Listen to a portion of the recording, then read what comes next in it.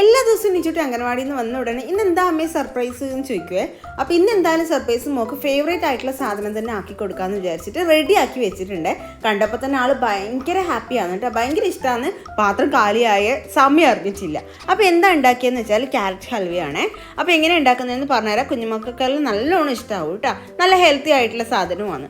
അപ്പോൾ ആദ്യം തന്നെ ക്യാരറ്റ് ഇങ്ങനെ ഗ്രേറ്റ് ചെയ്തെടുക്കണം. ഞാൻ 2 വലിയ ക്യാരറ്റാണ് എടുത്തിട്ടുള്ളത്. എന്നിട്ട് ഒരു പാൻ അടുപ്പത്തേക്ക് വെച്ചിട്ട് അതിൽ ഒരു 3 സ്പൂൺ നെയ്യ് ഒഴിച്ച് കൊടുത്തിട്ടുണ്ട്. എന്നിട്ട് നമ്മൾ ഈ ഗ്രേറ്റ് ചെയ്ത് വെച്ചിട്ടുള്ള ക്യാരറ്റൊക്കെ അതിനകത്തേക്ക് ഇട്ട് കൊടുത്തിട്ട് മിക്സ് ചെയ്യുക. എന്നിട്ട് മൂടി വെച്ചിട്ട് കുറച്ച് നേരം നമുക്കൊന്ന് വേവിച്ചെടുക്കാം. ആ ആവിയിൽ അങ്ങ് കുറച്ച് നേരം വെന്തോളും. അത് കഴിഞ്ഞിട്ട് നമുക്ക് പാൽ ഒഴിച്ചു കൊടുക്കണം. ഒരു 1/4 കപ്പ് പാലാണ് ഒഴിച്ചു കൊടുത്തിട്ടുള്ളത്.